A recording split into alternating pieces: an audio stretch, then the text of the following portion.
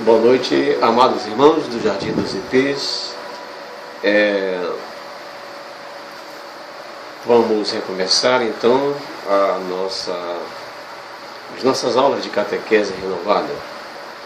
Então, agora melhor situado para um planejamento mais, digamos, satisfatório, eu vou recomeçar a catequese renovada, iniciando pelo módulo 1, cujo autor é Dom Paulo Mendes Peixoto, a nova catequese. Então, a nova catequese, ela se faz necessária. Aliás, todo padrão de ensinamento, ele passa por atualizações. Agora, vejamos bem, a expressão padrão significa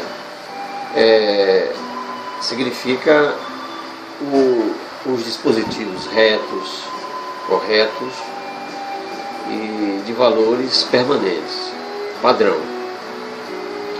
Agora, isso não significa que este padrão não procure se adaptar às exigências da época em que a igreja se renova. Por isso que o autor, de maneira muito adequada, ele chama os documentos, chama de Catequese Renovada, Orientações e Conteúdos, de 1983. É evidente que todo esse trabalho ele está sob a direção de um Diretório Nacional de Catequese, que data de 2006. Então foram esses os grandes motivadores de uma catequese dentro dos parâmetros de hoje, certo? Então lançaram-se novas ideias sobre a passagem de uma mentalidade muito racional para uma prática mais envolvente, bíblica, celebrativa e comunitária. Essa é a finalidade. Então, a catequese renovada, ela é um esforço de colocar em prática os apelos do chefe da Igreja Católica Romana, João Paulo II, ou então João Paulo II, quando veio ao Brasil em 1980, chamando a atenção para todos os bispos sobre a urgência da catequese como prioridade na pastoral. A Igreja do Brasil entendeu a preocupação do chefe da Igreja Católica Romana e colocou o tema em discussão durante 3 Assembleias Gerais. Essas assembleias aconteceram na CNBB e aprovaram o documento na 21ª Assembleia Geral. Então, esse Diretório Nacional foi solicitado pela Sé Apostólica e a Conferência Episcopal em 1997, tendo em vista os acertos na catequese provocados pelo Vaticano II. Acertos esses vindos desde a catequese renovada. O documento foi aprovado na 43ª Assembleia Geral da CNBB em 2005. Constituiu-se em um grande impulso a um maior aprofundamento e criatividade na ação catequética. Então, vamos aqui tornar nossas orientações mais objetivas, certo? Eu vou, de uma maneira intencional, eu vou pulando certos pontos. Bem, então, o documento da catequese renovada.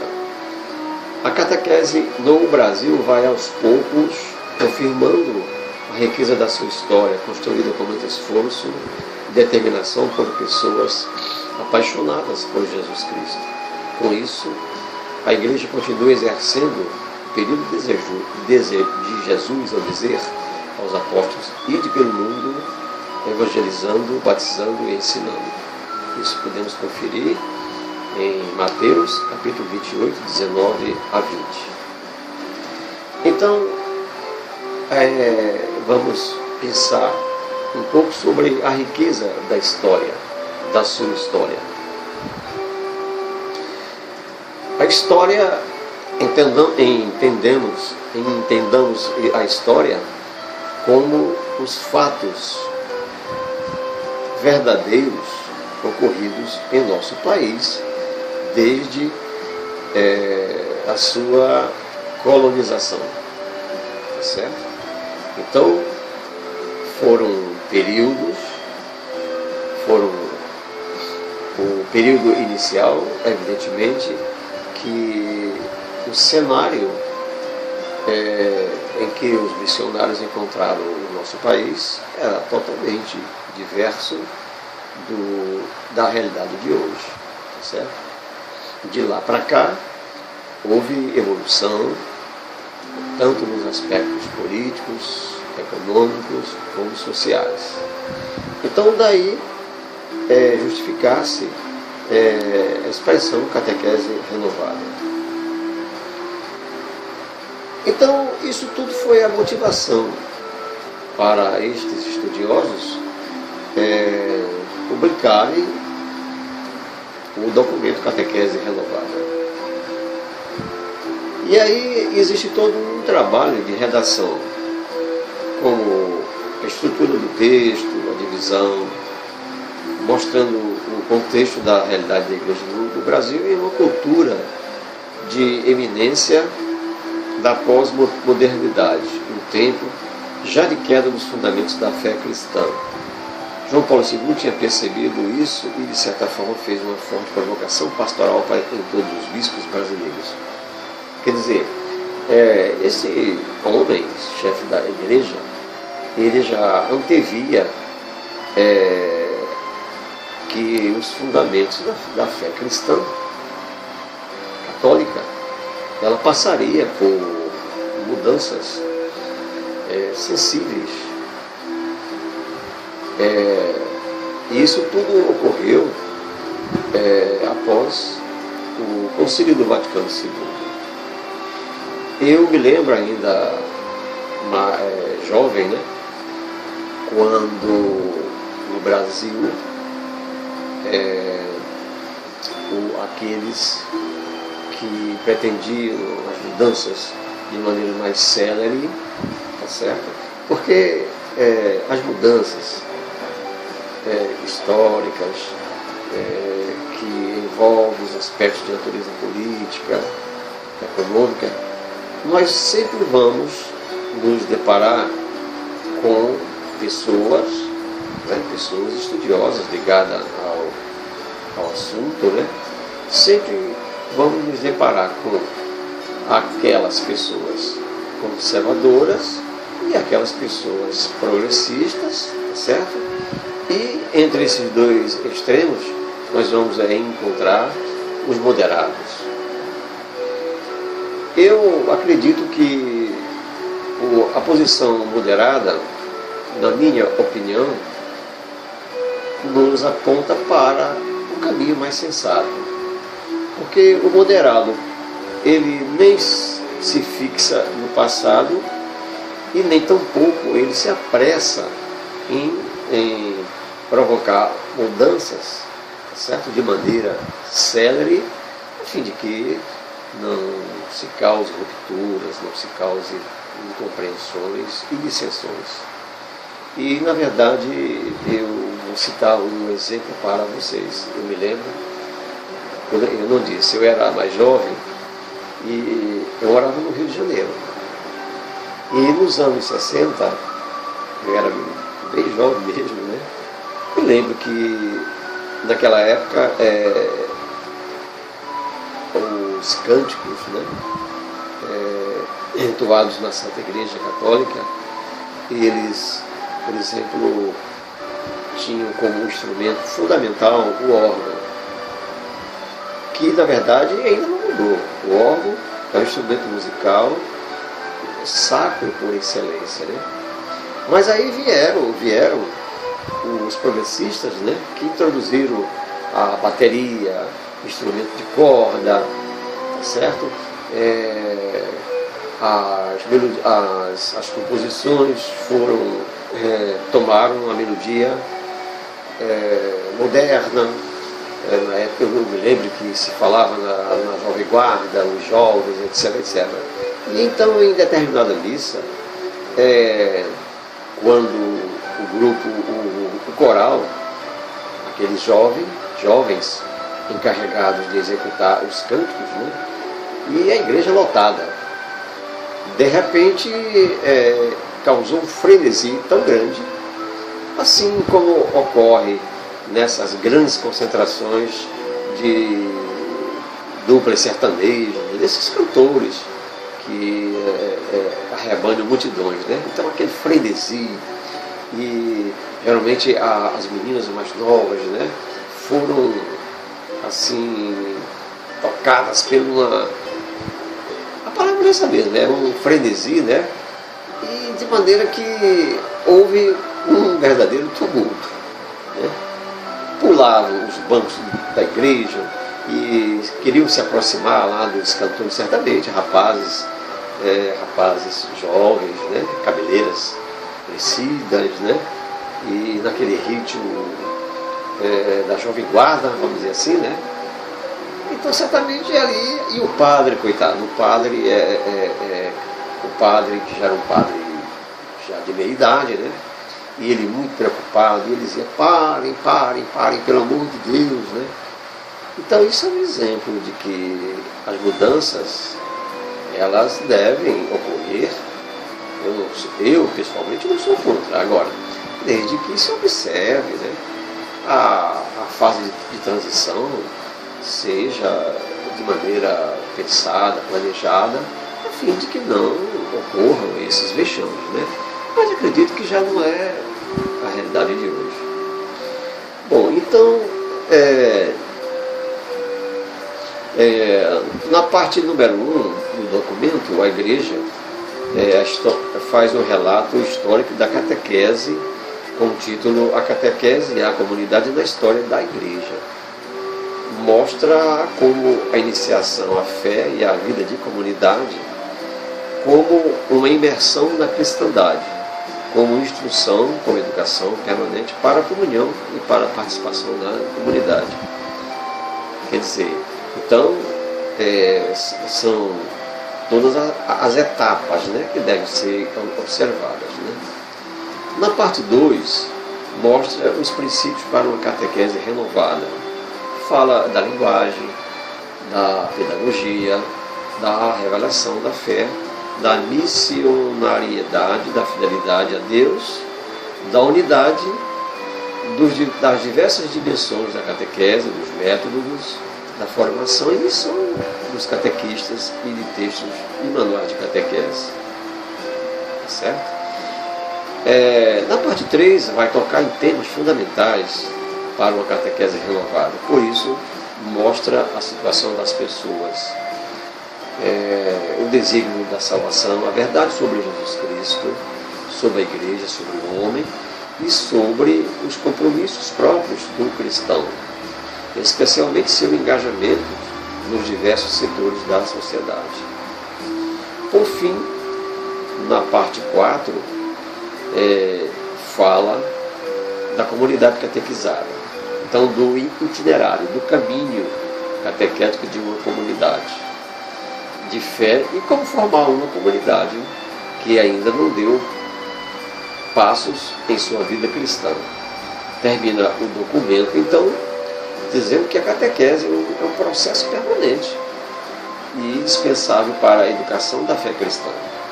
Creio que 30 anos depois já se pode constatar a confirmação de um processo catequético como fruto do esforço concentrado em objetivos bem claros que provocaram diversas realizações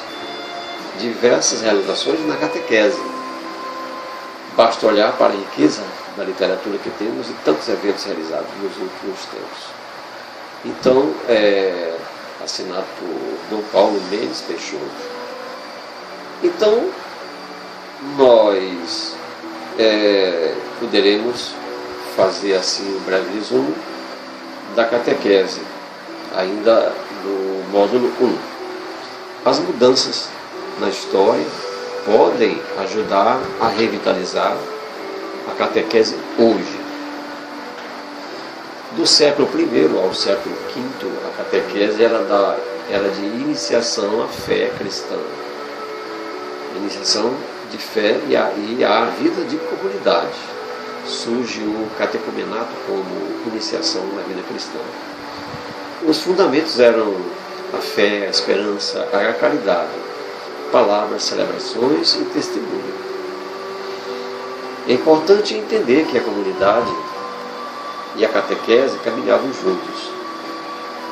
Do século V ao século XVI, o rumo da catequese foi outro. O rumo da catequese rumou para a cristandade. A catequese era de imersão na cristandade e na educação da fé feita pelas instituições. A aprendizagem era individual, com pouca ligação com a comunidade. A catequese mais como instrução para dar clareza à fé em tempo de reforma.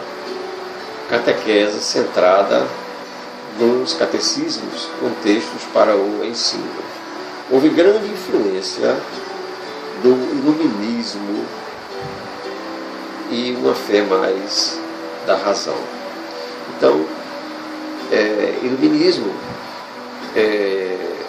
foi um período em que o pensamento cristão ele apontou mais para a razão, não é? Apontou mais para a razão e evidentemente que trouxe benefícios, né? Porque deixou-se aquela doutrina que já não condizia mais com a realidade atual. Mas também esse processo ele exige cuidado, exige cautela dos responsáveis, né, pela catequese. Então o iluminismo era um método que nos levava a considerar mais a razão. Aí no século XX foi-se redescobrindo a catequese e iniciação cristã e a comunidade.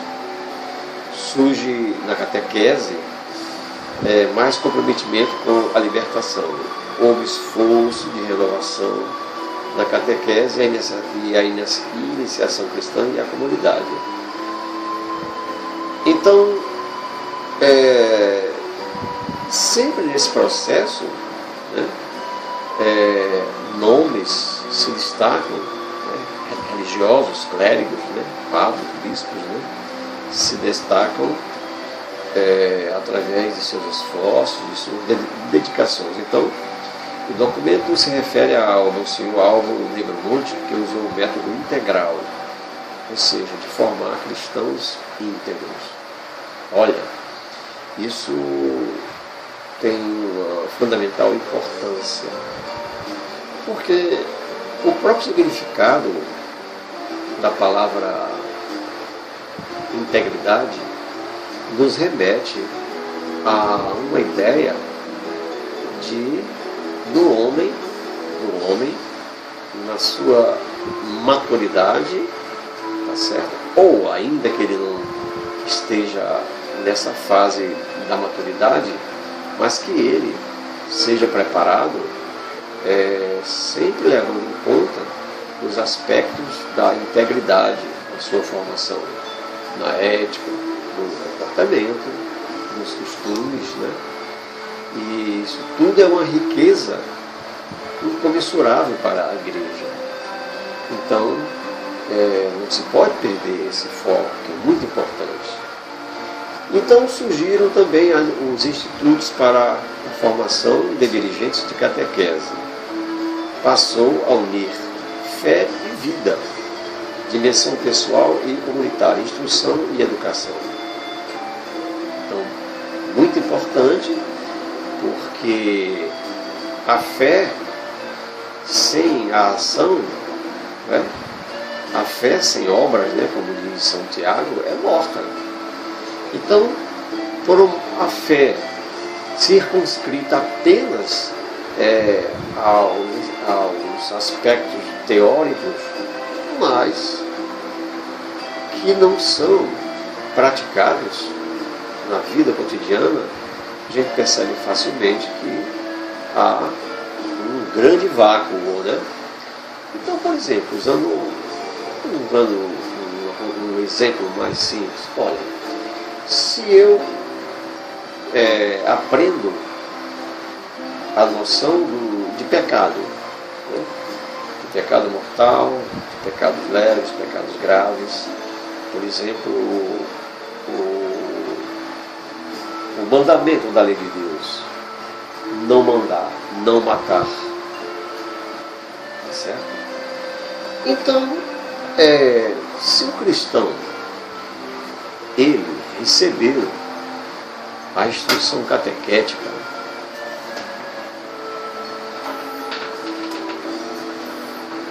ele recebeu a instrução catequética, mas no decorrer da sua história de vida, por circunstâncias quaisquer que possam levar uma pessoa a um momento de ira e, consequentemente, perda total do seu controle emocional e agride, ou pelo menos tenta tirar a vida de uma pessoa, então revela claramente de que a fé, nesse aspecto, a fé em Cristo, ela não conseguiu a integridade, ou seja, unir a fé e a vida. Por isso, amados irmãos, que aquele que segue a Cristo Jesus, nós temos que ter muita atenção à nossa vida cristã. Nós temos que ter, nós devemos ter a observância dos ensinamentos da igreja. Nós temos as famílias, os pais, precisam realmente repassar, testemunhar a fé cristã para seus filhos, a fim de que aquele jovem ou aquela jovem aquela fé não seja diluída nas atrações do mundo. E aqui eu queria dar um testemunho da minha vida. Eu era muito jovem ainda e houve necessidade de ausentar-me da minha família. Eu precisava, então, prover a minha subsistência, precisava trabalhar. E eu, então, saí da casa paterna. E na minha vida, no mundo secular, com suas atrações, lembro-me uma noite em que eu retornava com alguns amigos, vínhamos de um lugar onde havia diversões, havia, vamos dizer assim, ocasião de contatos, né, com as mulheres, e naturalmente a bebida também, né? Pois bem, e de modo que ao retornar, eu me encontrava realmente numa situação onde os efeitos do álcool já se fazia sentir, né? E eu caminhava por uma rua escura. Naquele tempo não havia muito problema de você andar à noite, né? Retornando para o meu local de trabalho, né? Eu tinha que retornar, eu morava no local do meu trabalho. E aí eu, sentindo-me mal, encostei-me numa parede e ali houve uma regurgitação, uma recusa do meu organismo, né, em função de uma quantidade naturalmente excessiva do álcool, né?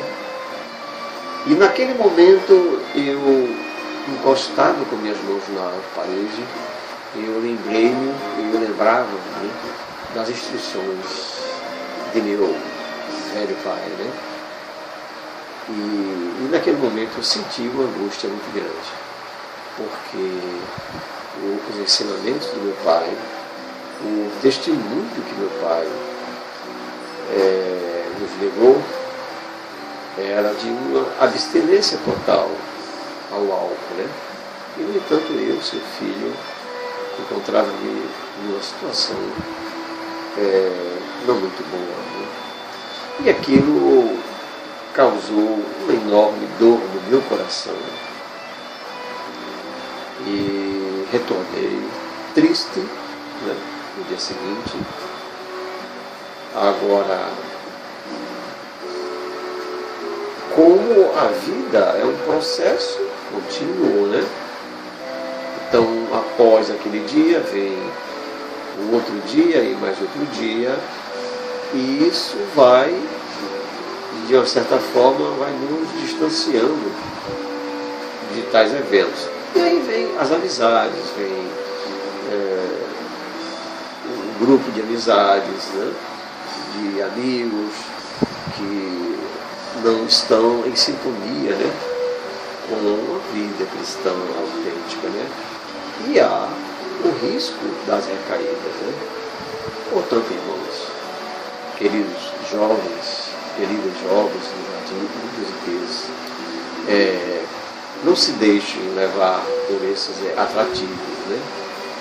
O álcool, mesmo sendo tido como uma bebida social, né? Precisamos ter cuidado para evitarmos os excessos, porque não é segredo para ninguém mais que o álcool, ao cair na corrente sanguínea, ele atinge o nosso cérebro, e com isso nós vamos perdendo o controle, o domínio de nossas ações. E quantas atitudes, quantos atos, né, nós vemos hoje, né, por exemplo, é triste ver as baladas, né, a televisão mostra muito isso lá em São Paulo, né, jovens, né, na flor da idade, moças, né, em coma alcoólico, né, e ainda infiltrado nesses ambientes até no consumo de drogas. Por isso, amados irmãos, devemos ter extrema atenção à nossa relação com Deus, rezar, não deixar de ir à Santa Missa aos domingos, certo? Aos casais jovens, né? Moderar os acontecimentos festivos, né? A fim de que não haja o excesso da bebida. Não estou querendo com isso demonizar a bebida, não. A bebida, ela serve para, vamos dizer assim, em um dado momento, né, festivo, comemorarmos, né, com alegria. Agora, necessariamente nós encontraremos a alegria ou encontraremos a felicidade exclusivamente através do álcool, não. Nós temos que admitir que não, certo? E eu já como um padre já com idade, a idade já percorrido, alguns quilômetros, né, da vida, né, eu posso falar, né, eu posso dizer, porque eu tive momentos que eu também passei por esses caminhos que não deveria ter passado. Por isso, amados irmãos, vamos dar um tempo aqui nesse ponto e nós daremos continuidade posteriormente. Louvado seja o nome de nosso Senhor Jesus Cristo, para sempre seja louvado. Em nome do Pai, do Filho e do Espírito Santo.